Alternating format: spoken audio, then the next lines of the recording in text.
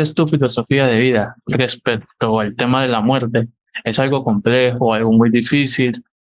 Me refería a la película I Am Still Here, entonces quisiera preguntarle sobre ella. Referring to the movie I'm Still Here, what is your philosophy of life regarding death? Regarding death. Yes. Yeah. They've seen it. This film was particularly about people that die from cancer, that deal with cancer and death. Yes. And I was a patient in the film in hospital who was going to die, who had terminal cancer. I think as long as you have, as long as you have lived a good life and you don't have any regrets, then I think you should be quite prepared for death. Wow. Yeah. Excellent as well. Hay también una historia importante, Gillian, y es sobre el tema de qué tanto sientes por la naturaleza, cómo defines el amor por la naturaleza. Hablo del cortometraje Tudus. It was a beautiful film shot on the Isle of Skye in the middle of December. It was freezing cold, beautiful, bright light for filming. The light was just incredible. I think nature and the environment is so important to try and not spoil it. England, the United Kingdom is such a busy place. It's a small island. Some areas are really spoiled by people, but it's when you have these areas that are untouched really by civilization, you just feel that you're transported into a different world, and it's just so important to keep these areas just beautiful, really, I think. También es importante conocer un mensaje que es muy complicado yo poder abarcar, explicarlo, pero sí que tú puedas, como por ejemplo, complementarlo, y es sobre la guerra, los conflictos que anteriormente ocurrían en el Reino Unido, pero más que todo, ¿cuál es su mensaje respecto a esos temas en la película 1603? Regarding to the movie 1603, I hope I have pronounced it right. Yes. What is the message you had learned about war and conflict? We know that the region in which you live in the world is not, like every part of the world got his own history of war, on suffering. So for us, it's important to know what is your point of view about war and conflict, and of course about that movie. The film itself, the author, the writer and the director was a child in 1988 when it was Saddam Hussein inflicted this chemical acid on this town, and he was a survivor, so he really saw death at firsthand and the act of war. And this was against a man who was a dictator, who was of his own kind, really. Almost, but he was a Kurdish. The writer and director is actually was a Kurdish, which are looked upon as lesser people at that time. I think it's just, it's just horrendous, isn't it? War now everywhere in that area. It's just conflict the whole time, and it's Syria and now it's Iran. Whether it's the repression of women, there's always something going on with those poor people. And I don't know what world, the developing world, or what we can really do to try and intervene to stop it. It's so difficult because every country is governed by its own rules. But the film itself, I think, just had an impact on the fact of how you can accuse an innocent man, actually, of terrorism without, just by generalizing these people that, he was a terrorist, without really looking into the true idealism of what this man was actually fighting for, which was freedom and for peace. So, yeah, a very interesting film concept. Hay también una historia que es la segunda parte que sí pude disfrutarla. Es bastante loca porque me encantó la primera, ahora la segunda, que es La maldición de Humpty Dumpty 2. Entonces, quisiera preguntarte sobre cómo fue la experiencia, porque en la primera estuvo Daniel Scott, ahora estás en la segunda usted. In the channel, the amazing Daniel Scott. She was on the first part of Humpty Dumpty, and you got a role on the second part, and both movies are really really crazy. Yes. So yeah, how do you think? I mean, completely different genre of film and story. It was, I think you have to look at Humpty Dumpty too, as to be, it was meant to be serious, but there were a certain amount of comedy effects that have to make it work, because I don't think any viewer would look at it and take it really, really seriously. It was just great fun to work on with the people, and Belle, actually, who was also in, Winnie the Pooh, Blood and Honey. He had a role in that too, and he was actually Humpty Dumpty. And he just, because he fitted the uniform, bless him, because he's not very tall, but he was brilliant with his movement. And actually, when he put the mask on, when you saw him, he was really scary, and you could just transport yourself. The way he moved, it was very freakish, and you could just drop yourself into that belief that you were stuck in this world of this doll who had been brought back to life. Yeah, it was great. I mean, lovely family to work with, lovely cast, and that's what makes, I think, it really good fun too. And there's a lot of death, and it goes on. Excelente, interesante.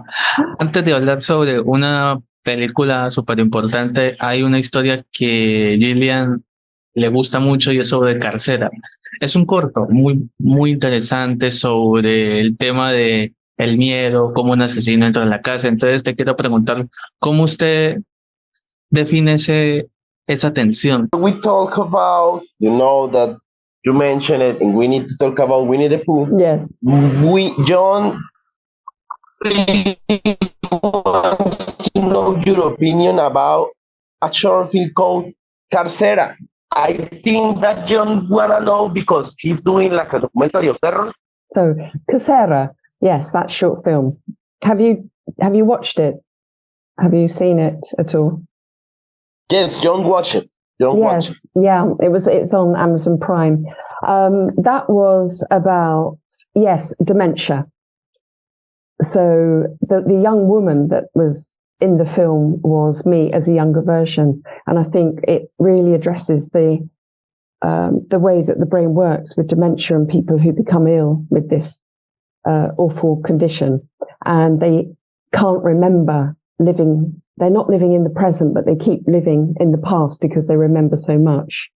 And I think, hopefully, it resonates with a lot of people who have relatives with dementia, that to try and help understand them, that this is how that mind becomes, that was once so fertile with an intelligent, how the brain can just die and they become childlike. So, it was a really good idea, a great idea. And I've done a lot of films having dementia actually now seems to be the thing. So, it's a really good film. And the contrast, did you say, between Carcera and, is there something else you asked me? Yo quisiera hablar sobre, Winnie the Pooh, Blood and Honey. Es bastante curioso porque tu rol de la terapista es algo como que muy distinto al resto de personajes. Quisiera saber sobre cómo fue la experiencia y también cómo ves que un tema infantil pasa en un tema de terror. Okay, now talking about Winnie the Pooh. Yeah, not only tell us about your role as the therapist, we're happy because we got previously on the channel a lot of people from the cast, like Daniel, like Jesse, I don't remember Simon. his name, but we got a lot of people. Andrew. But we want to know, Jeff, of course, the amazing Simon, Andrew with his beautiful soundtrack. But tell us not only about the role of the therapist, but about this crazy, I don't know, idea or trend of adapting these old child histories, Winnie the Pooh, Peter Pan, Humpty Dumpty, to newest generations and do it in a more, I don't know, crazy, mature way. Yeah, I mean, Reese, Frank Waterfield, I knew Reese because I'd already worked with the company before, and they like to call in the actors that they've worked with. And I remember he called me and said, like 2 weeks before, he said, hey, he said, Jill, I have this, I need you to be a therapist. Can you do it? So nobody had any idea about the concept. He said it's called Winnie the Pooh, Blood and Honey. So I didn't know Winnie the Pooh had become public domain. So we were like, okay, that sounds like a crazy idea, and but nobody expected it to go completely viral. It was just, will be another horror film that would just be thrown out there for the cult horror fans and those people. And I remember the therapist herself just had that scene with Maria, who was the lead. And she's a wonderful actress and she's a wonderful person as well. She's a lovely, lovely woman. And whether the therapist has any sort of hidden agenda, I'd like to think that, basically I was just there instilled to try and help Maria move on, and because she had come to the end of her therapy, because I think it really helped explain her backstory leading into Winnie the Pooh, as to why I sent her off into the woods to have a really lovely week with her friends. So basically you could say I didn't really advise her very well, but then I felt that she'd healed. But it was a good way of explaining then her fear of this stalker, and that she was just thrown into it again. It's just crazy idea. And but I think the whole film's worked. I think they've done really, really well. And I just think it really helps just explain Maria's backstory and the therapist herself. I did say to Reese, I said, the therapist wasn't killed off, So do you want me back in number 2? Because I could give Winnie the Pooh some therapy. But they're very good company to work with. The makeup was excellent. Hay algo que sí quiero saber sobre esta próxima historia que me pareció súper interesante, que es Snake Hotel. Quisiera saber sobre qué podemos esperar, cómo es tu trabajo con Daniel, otra vez con Jace. Finally, I need to run my camera. My network was terrible, but I need to turn on because John is asking about one movie called Snake Hotel, but also I want to add another movie that is Dinosaur Hotel. So tell us more about these 2 upcoming productions.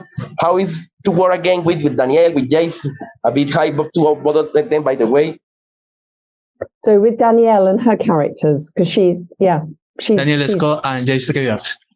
Yes, and Jace, I in Snake Hotel, I have a really small role. Tell us more. At the start, really small, but it's more of a comedy horror. I think you've got to look at it like that. I get eaten by this huge snake that just comes over my head and swallows me up. I'm at the very start, and I play this like prostitute, this old prostitute that people didn't even recognize me on set. For when I went from Dinosaur Hotel, that's the wonderful thing. You have these roles that are so contrasting and different, which allows you as an actor to really just have some fun. You can have fun with these characters in these films. On Dinosaur Hotel, I was a very rich woman, very powerful with the money, and organizing, trying to put my money in to make the Dinosaur Hotel games come into my favor, because I wanted to earn more money, basically. And that was actually had Marcus Massey in, who was one of the 4 men in the woods that was killed by Winnie the Pooh as well. He's always a regular. Jace, I didn't meet on Snake on Snake Hotel, but I've seen the film. We've just watched it today. We've just had the film through. It's still in production. It's still in post-production. Danielle Scott's brilliant, absolutely amazing. She's really good, just very good at being very demonic or mad, happy. She can change. Her acting skills are brilliant. It's just really great to work with it is really good. It's a pleasure to work with talent, really. And Dinosaur Hotel, you have a lot of dinosaurs eating people and killing people. That's and like in Snake Hotel, it's very similar. There's a game going on, and all the snakes are eating people, and they're huge snakes, that go around. So good fun. Yeah, good. La verdad es un honor, estoy muy agradecido por la oportunidad. Bueno, esto es tu espacio para que digas tus redes, un saludo para Colombia, e invita a la gente a que sigan tus proyectos. Gillian, the camera is yours. For us, it's a big thank you. For you could say, if you wanted, your social media so people can follow you, invite people to stay tuned for more productions, send a big hi to Colombia, to whatever you want. Okay. Right. Okay. Okay. Yeah. Hi. I really appreciate. I love being here talking to John. Incredible. I believe you're a very talented actor, director. So thank you very much for giving me your time and for interviewing me. It's wonderful. I'm on Instagram as Gilly Brody, or my full name is Gillian Broderick. You can find me on there. I'm on Twitter as well. And I am actually coming out. We're filming another film this summer called Don't Open the Door. It's nothing to do. It's a different production company, but it's going to be a supernatural horror. And I'm going to be a blind psychic in the film, and that's going to be big. So I'm looking forward to that. And with regards to the company that made Winnie the Pooh, I am next going to be in, there's so many. Oh, I'm another therapist, actually. I'm going to be a therapist in Pterodactyl. You're welcome, Gillian. You had to forgive my terrible internet, but it was an honor to be your translator and to talk to you. Thank you. Yeah, thank you. Thank you. Honourable. Good luck and God bless. All best. Bye-bye. God bless. Bye-bye. God bless you. Go with. Bye-bye. Bye-bye.